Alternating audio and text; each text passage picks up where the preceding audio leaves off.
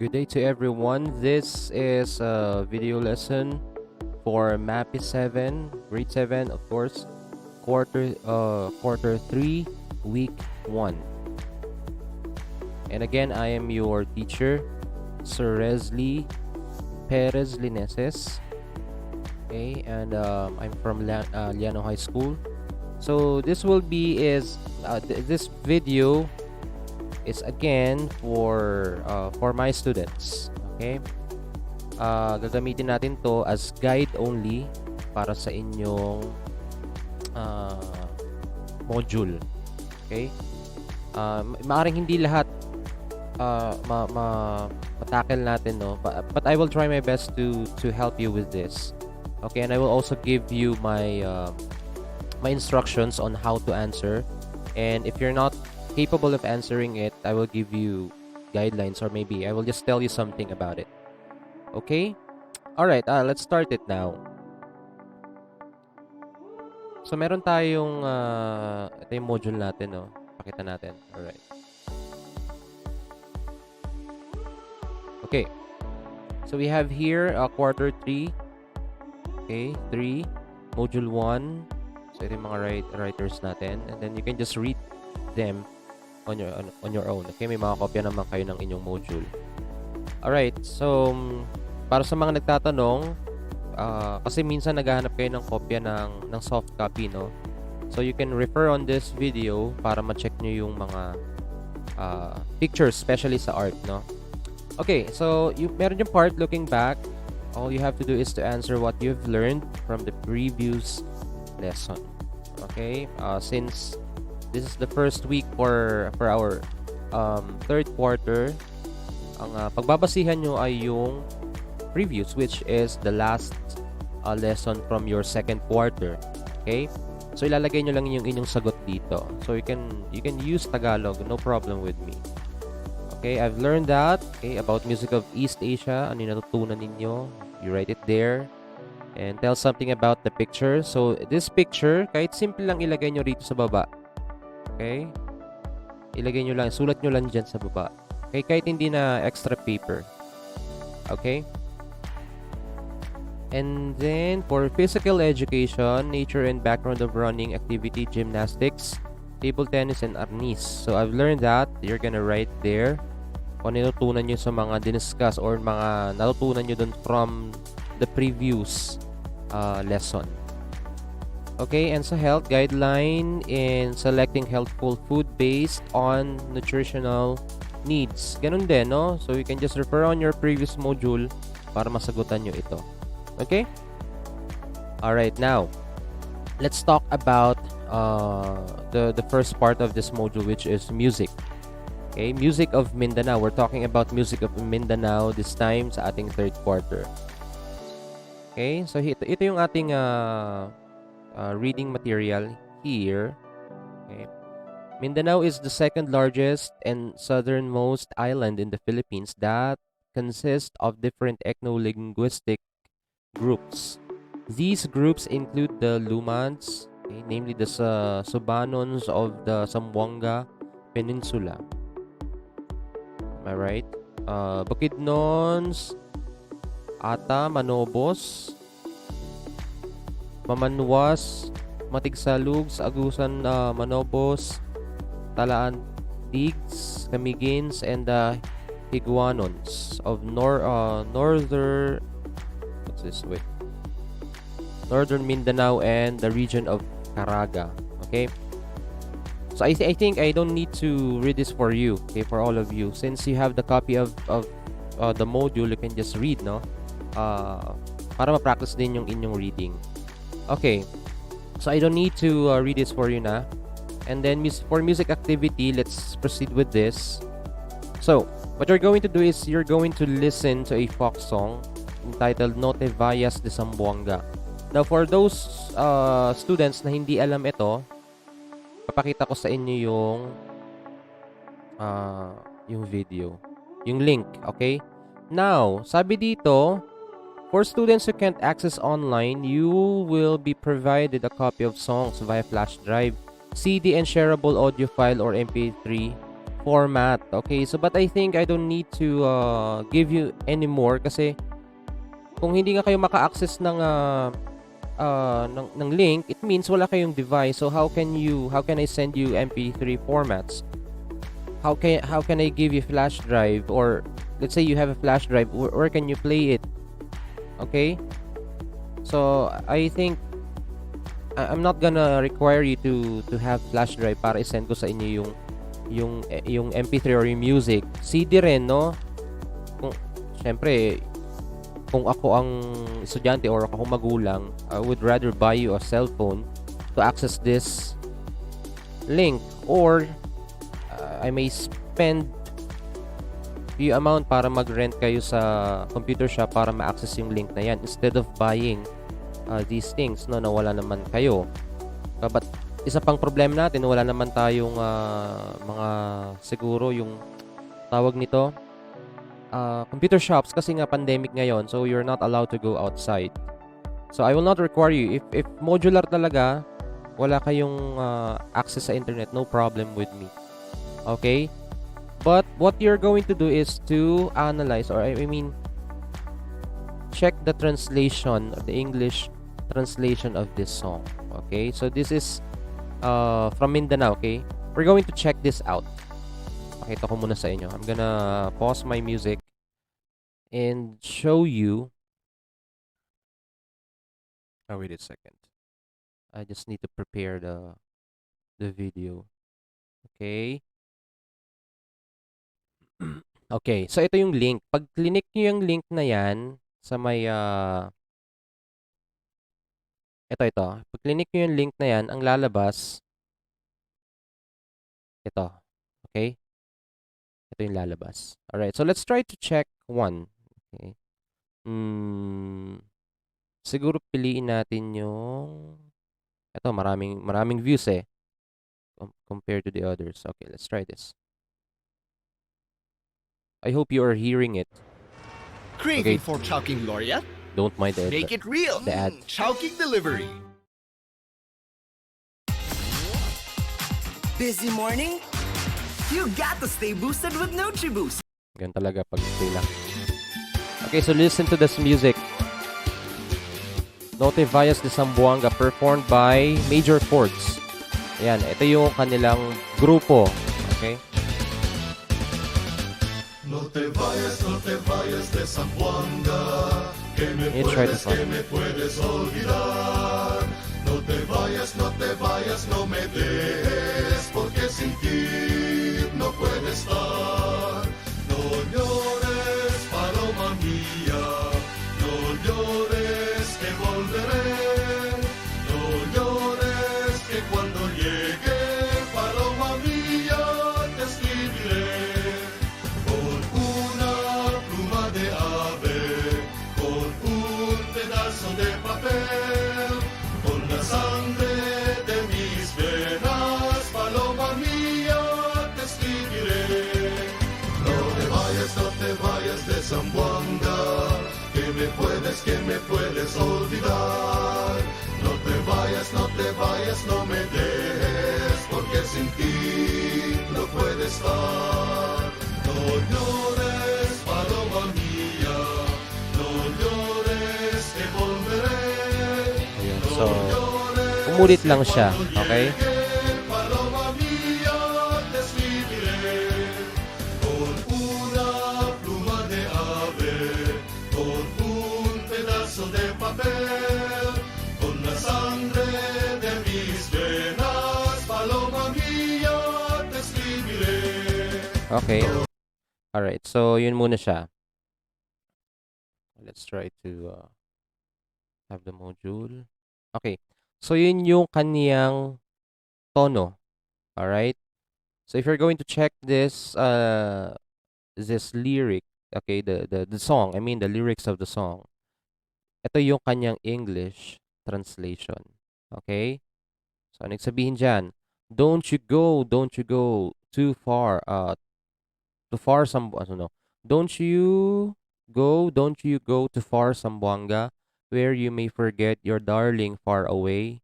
Don't you go, for if you leave me, how can I without you stay? Okay. Sabihin, ito ay kanta para sa isang iniirog. Alright? Oh, weep not, my dear Paloma. So, Paloma pala yung pangalan ng kanyang iniirog. Oh, weep not, for I'll return. Babalik ako. Oh, weep not, my little darling. I shall remember, I shall yearn.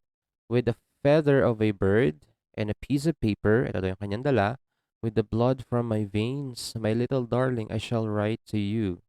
Okay? Oh, my little darling, I think, tama ba? Ang understanding natin din, maaring anak niya, daughter niya yung sinasabihan niya nito. Or you may forget your darling or away, blah, blah, blah. Maybe. Or it could be someone that which that person admires. Okay? Pwedeng ganon. So, pwede siya siguro sa daughter, little darling, or maybe sa iniirog niya. So, yun yung maaring interpretation natin doon. Okay. So, now, there is a question. What is the message and function of the song? So, base sa inyong pagkakaunawa dito sa translation niya, ano ang mensahe ng kanta para sa inyo? Okay. Sir, pwede po bang Tagalog ang isagot? Pwedeng pwede. Okay. Now, describe the song using its musical elements. Okay, yung timbre niya, yung dynamics, yung tempo, yung texture, yung form. Okay? Now, timbre. If you're going to check the musical elements, meron akong video about musical elements sa YouTube. Hanapin nyo lang sa aking channel. Okay, tapos mag-subscribe na rin kayo. Now, let's talk about timbre. So ilalagay nyo lang dyan if you can use these words na, okay? I will allow that para hindi na rin kayo mahirapan. Is it heavy? Mabigat ba yung song? Is it warm? Say warm, parang sa feeling natin yung maligamgam, no? Hindi na sobrang mainit, hindi malamig. Medyo mainit lang ng konti, pero hindi siya mainit talaga. Okay? Bright, bright, maliwanag or malinaw yung sound. Light, malumanay lang. How can I say light? Magaan lang yung kanta. Mellow, malumanay. Rounded, bilog ba yung sound niya? Okay, harsh or medyo matigas. Parang ganun yung dating dyan. Okay? Alright, so you can just write it here. You just choose. If you want to explain, you can do so. But I will just ask you to choose from these descriptive word. Okay, para sa ating timbre. For dynamics, ganun din, soft, average, or sobrang lakas ba siya? Okay, mahina, sakto lang, o malakas. Yun ang dynamics. Right? Tempo, yung bilis. Mabagal ba? Moderate, katamtaman, or mabilis din? Okay, you're gonna write your answer there.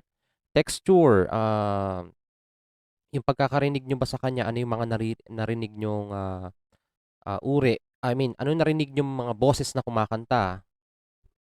Okay, or sa music, ano ba yung nakita nyo?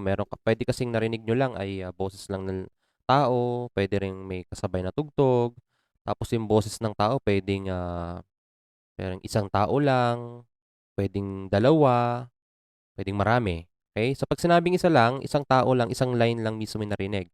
Pag homophonic, dalawa. Pag polyphonic, marami na. 3 or more na boses. So, you're gonna write it there. Okay? But here, in our video, okay? So, may narinig tayo na may kumakanta ng main na sound, okay? Main melody, tapos may sumasabay na parang nagbe-blending. Okay? Parang choir and the thing. So, if I'm going to what do you call this? If I'm going to tell you, so ito ay poly. Saan na ba yung ating module? Okay. So, ito ay polyphonic kasi marami. Okay? Marami kang narinig na tunog. Yung texture niya. Okay? Tapos yung form naman, unitary, binary, ternary. Unitary, isa lang. Okay? Isang ulit lang. Okay? Isang part lang. Binary, dalawa. Ternary, Wait, if I'm not mistaken, let me review.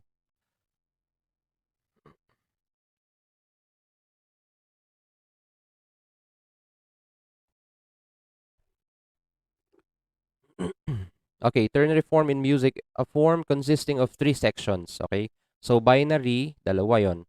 The third section, normally either a literal or varied repeat of the first. Okay, so pwedeng may inuulit. So tatlong part siya. So in our song, okay, ito yan siya, ito yung ternary form. So in the song, Note Valles de Zamboanga, mapansin natin yung kopya natin dun sa module, okay, meron siyang ilang part. One, parang ito yung pinaka-chorus niya, no? Doon na tayo. Ito. Tapos meron siyang mga stanza. Okay? Tapos meron siyang another here. Tapos umulit-ulit siya. So we can say that possibly possibly a ternary one. Okay? A ternary form. Okay? So ganun siya. I hope tama yung pagkakaunawa ko, no? I'm not an expert, but somehow this is my idea. Maybe if other people can watch this also with better knowledge than me, then you can correct me also. All right. And then number 3, based on your answers, what can you conclude? Ano yung pinakamasasabi nyo sa lahat-lahat na okay, description natin sa kanta na to, yung translation niya, yung meaning, ano yung pinaka masasabi mo about the song? All right? So pwedeng Tagalog, isulat lang dito. Okay? So I hope music part is clear. And then let's proceed to art. No? Uh, 17 minutes na tayo. Okay. Sa arts naman, ito lang, medyo madali lang yun. Hindi ko na kayo pahirapan masyado. Sulat nyo lang dito yung inyong understanding about sa mga art elements. Okay? Sa line, ano masasabi nyo sa linya na ginamit sa art na ito, sa artwork na ito? Okay? Pwedeng yung lines niya curved or maganda yung pagkaka-curve ng mga lines or meron bang straight. You can write your observation here. Yung color niya, anong color? Yung ito, of course, yan, nakikita nyo na mismo. Anong color? Sabihin nyo kung ano yung analyze ninyo or pagkakaunawa ninyo. Next is yung texture. Okay, makikita nyo ba na parang may may texture siya or flat lang siya. Pwedeng ganon, okay? Yung shape niya, anong masasabi niyo sa hugis ng artwork na ito? Yung space, yung ginamit sa artwork na ito, paano ba siya binigyan ng mga espasyo? Paano siya binuo? Considering the spaces that we have in here. You write your answers here on the line, okay? Right, activity number 2. So, ito siya, no? Meron tayong activity dyan. Okay, but I prepared something for you. Wait lang. Reviewer. Reviewer tayo. So, yung nakikita nyo na, no? Ito yung mga, hindi ito pagkakasunod-sunod, but lalabas ito, related to doon sa mismong, nasa module ninyo. Okay, so all you have to do is to review this, and then you will be able to answer that. Okay, kung ikaw ay naka-access ng video na to, then good for you. Okay, one of the finest hand-woven cloth made from the finest abaca fibers in Cotabato is called tinalak. Okay, and this malong is highly prized tubular garment of Maranaos. And then the third one, the development of the new language, Chavacano, which is the oldest Creole of Spanish. And then among Muslim groups, only Maranao are known for its rich artistic culture and royal legacies. The Torogan is the ancestral house of the highest title holder in Maranao. And next, the second ethnic group of Bukidnon are the Lumads, who are living in the mountains and refuses to mingle with the Christianized counterparts. And the rooster-like figure that carries a fish on its beak is known as Sari Manok. All right? And then it is in Butuan, where the first Catholic Mass were celebrated by the Spaniards in 1521. Pero kasi if you're going to research about it, merong mga meron silang mga arguments about the real or original place about this thing. But anyway, this is our answer here. And next, this geometric and flowing designs, okir, is based on leaf and vine patterns. And lastly, these are the un-Islamized and unchristianized, ano ba yung spelling niya? Austronesian group of people. Tama no? Kita nyo naman yun? Ano, hindi lumalabas ito. Austronesian to. Group of people found in Mindanao that is known as Manobo. So, ito siya. Alright? So, yan ang inyong guide. Now, okay, so madali na to, di ba? Alright, and then, I hope this is very easy. Okay? Next, physical education. So, you read this, blah, blah, blah. Basa, okay, kayo na magbasa niyan, ha? So, what you're going to do with this, activity number 1, folk dancing questionnaire. So, below is a survey questionnaire that reveals your personal information about folk dancing. So, accomplish it by putting a check mark or just tick it corresponding to your response in each item.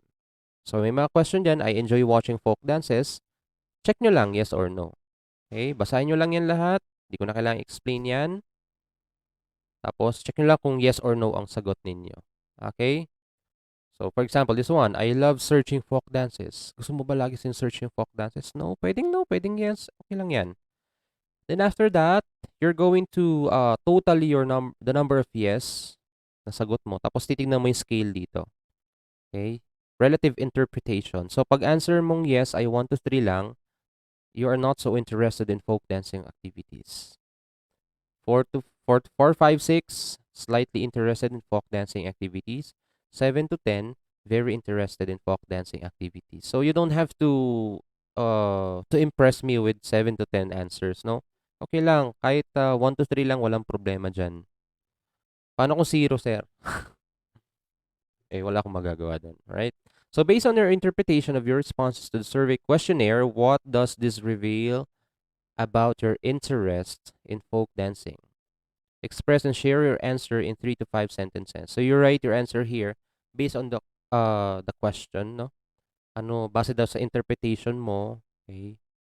Ano yung nire-reveal niya about your interest in folk dancing? So, babase ka dito, syempre, yung sagot mo rito. Tapos sulat mo lang dito, of course, based on the responses, the yes responses that you've got. Okay? So, ganun lang sa PE. Napakadali. Hindi na pahirapan yung sarili ninyo. Okay, next. Sa health naman, mental and emotional health. You're going to read this also. Kung ano yung maintindihan nyo, that's it. Walang problema. Okay, huwag natin biglain. Tapos, ito yung activity. So, the students will analyze the pictures below. Health has 6 dimensions. Alam nyo na to. Yung physical, moral, spiritual, social, emotional, environmental, and mental. Okay? So, pipili kayo doon sa mga yan kung ano sa tingin nyo yung nire-represent ng mga pictures. For example, ito, ano kaya to? Mental health ba to? Itong pangalawa, ano ba to? Social ba to? And so on. Alright? So, pag physical, katawan. Okay? Moral, spiritual, yung moral na pag-iisip ng tama at sa spiritual, no? Yung maring relihiyon, yung mga ganon. Paniniwala mo sa mga dapat mong tamang gawin according sa tinuturo ng iyong pananampalataya. Pwedeng ganon. Social naman, yung pakikisalamuha mo sa tao. Emotional, yung nararamdaman mo, yung feelings mo. Environmental, yung nature, syempre, environment, yung ating kapaligiran. Mental naman, yung iyong pag-iisip. Yan yung mga yan. So, kung number 1, ano kaya sa tingin mo ito? Piliin mo dyan, sulat mo dyan. Okay? Napakadali. And then, activity number 2, doodle it. You will describe your mental health and emotional health. Again, mental and emotional health. Using a bond paper to draw pictures or write words and phrases that answer the question, what are you thinking and feeling right now? Using a bond paper to draw pictures or write words and phrases blah blah blah, you don't have to use that anymore. Kasi ito na meron ng space You don't have to use a separate sheet. Okay? Hindi na. So, ano lang natin, correct lang natin to. You don't have to use a separate one. Using a bond paper. Ito na mismo yon. Using your module instead. Okay? Using the space provided here in your module. Dito na lang kayong pwede kayong magsulat ng mga words or pwede kayong mag-drawing according to what you feel and what you think. Right? What you are thinking and feeling right now. Okay? So, kung ano yung nararamdaman mo at this moment, i-describe nyo dyan through a doodle art or maybe words you can write there. Okay? Then, guide questions natin. After doing the activity, answer the following questions. What are the things you think, and feel affects your everyday life? Ano kaya nakaka-apekto? Sa tingin mo, nakaka-apekto sa pang-araw-araw mong buhay? Isulat mo lang dyan. Kahit simpleng sagot lang, walang problema. Number 2 question, how does your body respond to the things you think and feel? So, paano daw nagre-respond yung katawan? Paano nagre-react? Parang gano'n, no? Yung iyong katawan, yung physical na, yung katawan mo, of course, sa mga iniisip at nararamdaman mo. Kunyari, ikaw ay masaya, paano nagre-respond yung katawan mo? Ikaw ay malungkot, paano nagre-respond? So, you can just write as one example and then paliwanag mo lang na simple. Okay? Sir, hindi kasya dito. Okay, you still have space here. So, pwede mo lagay dito. Guhitan mo dyan. Answers, number 1. Dito mo sulat yung sagot mo. Okay? May mga bagay na kailangan pagganahin ng sentido komon. Okay, number 3. During this time of pandemic, what are your practices that contribute in developing your mental health? Siyempre, hindi tayo makalabas, di ba? Hindi tayo face-to-face. Nakulong tayo sa bahay. We cannot go outside because you are minors pa. You cannot go outside easily. Okay? Siyempre, merong effect yon sa parang medyo nabobore tayo. Diba? Nalulungkot tayo kasi hindi natin nakikita yung mga tropa natin, yung mga kaibigan natin, classmates natin. So now, during this time of pandemic, itong panahon na to, ano yung mga practices, ano yung mga ginagawa mo na sa tingin mo nag-contribute para ma-develop mo yung iyong mental health? Na kahit nasa bahay ka lang, nagde-develop ka ng iyong mental health. Alright, nakakapag-isip ka ng maayos. Hindi lang naman talino ito eh. Tandaan nyo, ang mental health, hindi lang talino yan. Kailangan kabisado mo yung sa math, kailangan kabisado mo yung science. Hindi. Sabi mental health, nakakapag-isip ka ng tama. Alright? Alam mo pa rin yung gagawin mo. That's mental health. Okay? So, you're gonna write your answers here para may space kayo. Okay, and then remember, okay, keep in mind the following terms in order for you to understand the lesson. So, meron kayo dito mga kailangan yung basahin nyo lang para matandaan nyo lang, okay, the things about this module. Okay? So, yung mga yan. I will not read it for you anymore. Okay? You are grown-ups, you can read it. And then, of course, as usual, you're going to write your answers here. Check your understanding. Before I move on to the next module, I will assure that I understand kung ano naintindihan nyo. Sa pangkabuuan na, music to health. I will apply the lesson in sa mo siya magagamit, sa mo siya i-apply.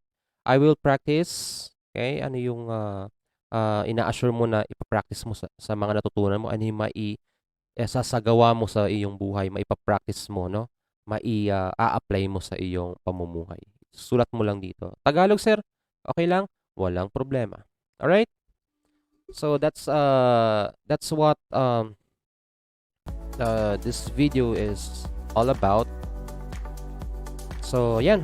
Okay, wala siguro akong iba pang sasabihin, kundi ang mag-aral na maigi and lagi ninyong mamahalin ang inyong mga magulang dahil yan ay nagsasakripisyo para kayo ay maiihahon sa buhay.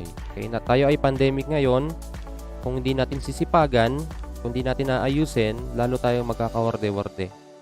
Naintindihan mga anak? So, magpasalamat kayo sa mga magulang ninyo Gawin lang kung ano yung kayang gawin. Kung hindi kayang sagutan yung module, kung ano lang yung kaya, kahit dalawa pa yan, isa yan.